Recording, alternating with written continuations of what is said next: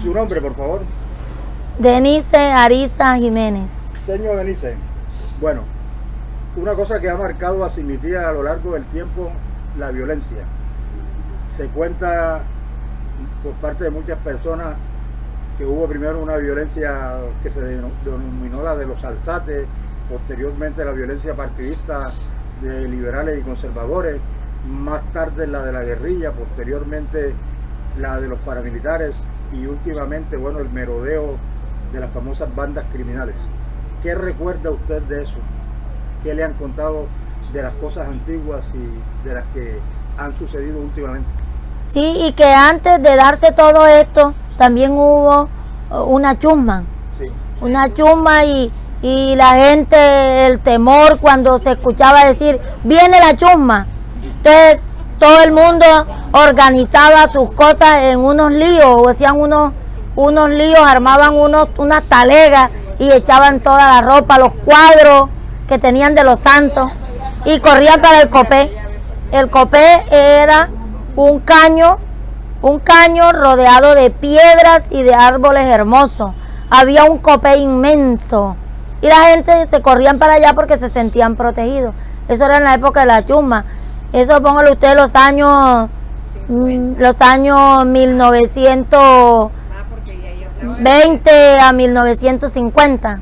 Bueno, se supone que siendo este un pueblo de una tradición conservadora, la chusma era de origen liberal. Se dice que sí, incluso que Norosí fue 3 veces quemado. Quemaban las casas. ¿Quiénes quemaron a Norosí? ¿De quién se sospecha o quiénes fueron? Decían que los liberales. Persecución. ¿De dónde? ¿De Río Viejo o de otra parte? No, eso sí no, pero decían que Norosí ha sido un pueblo perseguido. Primero por la bendita política. Sí. Cuando existía el liberalismo y el conservatismo. Norosí ha sido un pueblo conservador por tradición. Bueno, la violencia aquella de los alzates, de lo que muchas personas mayores hablan, ¿qué fue? ¿Cómo fue? ¿Cómo afectó al pueblo? Bueno, esos fueron unos paisas Sí. que llegaron, pero en esa época pues yo estaba estudiando afuera, haciendo el bachillerato, pero lo que tengo entendido es que ellos querían como apoderarse y empoderarse de la comunidad, como que los dirigentes y además de eso pues ellos beneficiarse de toda la riqueza que ofrece Norosí, que ofrecía Norosí en esa época. Y comenzaron de pronto a perseguir a ciertas personas dueñas de terreno. Entonces Norosí no se dejó, el norosiero no se dejó y tocó sacarlos. ¿Cómo lo sacaron? Pues a la fuerza, norosiero valiente. Ya esa valentía se ha acabado. Hubo enfrentamientos. Hubo enfrentamiento, claro.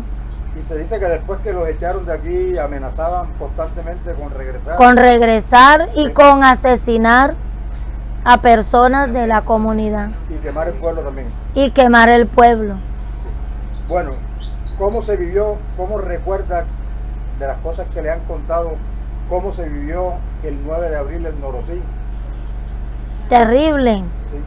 Terrible porque los pueblos vecinos todos eran con tendencia liberal. Sí. Entonces ese era el temor.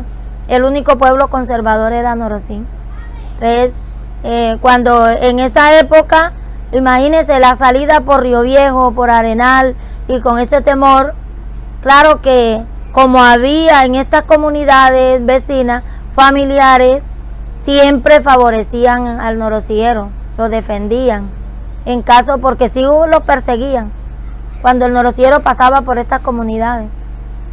Bueno, la entrada de la subversión, más o menos en qué año se da, de qué manera empiezan a manifestarse con su presencia en esta zona los grupos insurgentes FARC y ELN. Ya eso venían de los años 70, Sí. pero ellos muy ocultos, ¿no? Muy ocultos. Después se descararon. Después se descararon, claro. Sí.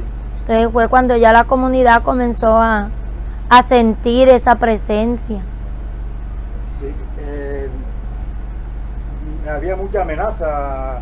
¿Cómo era la situación cuando se metía la tropa? ¿Cómo era la zozobra que vivía la gente?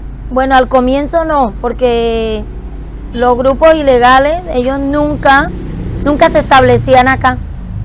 Y la tropa llegaba y no, pues aquí el pueblo no sentía esa presión o esa presencia. Pero más tarde sí, ya ellos se fueron descarando y los enfrentamientos ya se fueron dando más cerca al pueblo, alrededor, y fue cuando ya comenzamos a sufrir. Se dice que había balaceras, incluso que la iglesia estaba perforada en varias partes por Claro. los tiros de esos enfrentamientos. Sí, ya sufrimos combates, claro, aquí en el pueblo, en el año 93, hubo un enfrentamiento muy fuerte, muy fuerte. Yo estaba acá y lo viví. ¿Recuerdan qué mes? Eso fue el 6 de mayo De 1993. 93. Sí.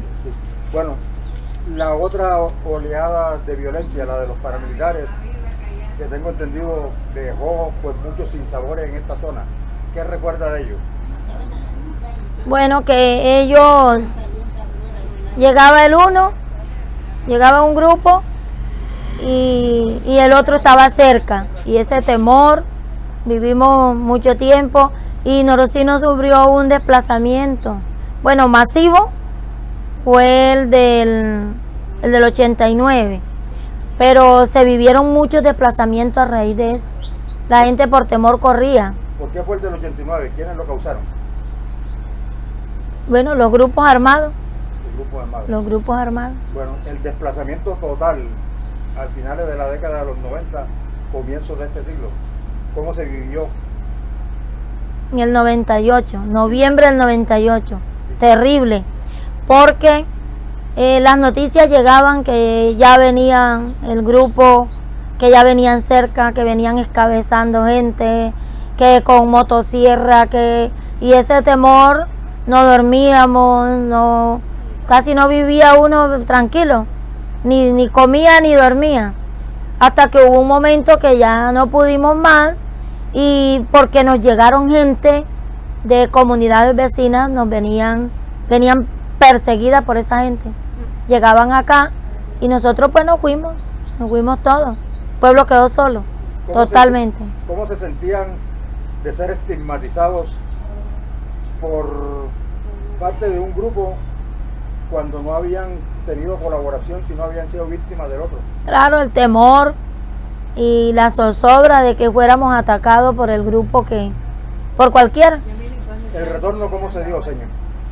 El retorno se dio por la necesidad, porque la gente estaba sufriendo, padeciendo. Los niños donde estaban no tenían clase porque por la estigmatización.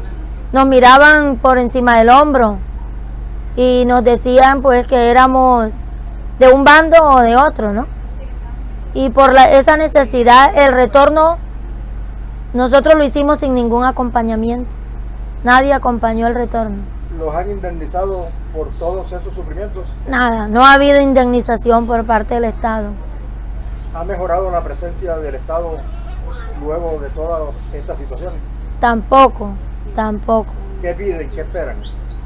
Pues esperamos pues que nos indemnicen con todas las pérdidas que tuvimos.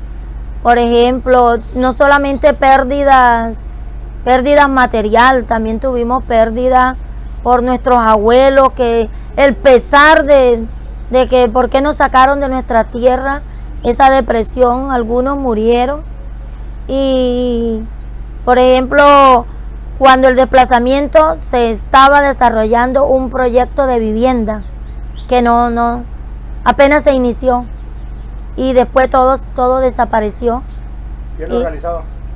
Lo realizaba el gobierno, el Estado, el Ministerio de Vivienda, y eso nunca se llevó a cabo. Por ejemplo, el colegio estaba dotado de una biblioteca, teníamos todo, es decir, la planta docente completa, y a raíz del desplazamiento hemos padecido, nos habían buscado sin docente, La biblioteca desapareció y aún eso no nos lo han restablecido.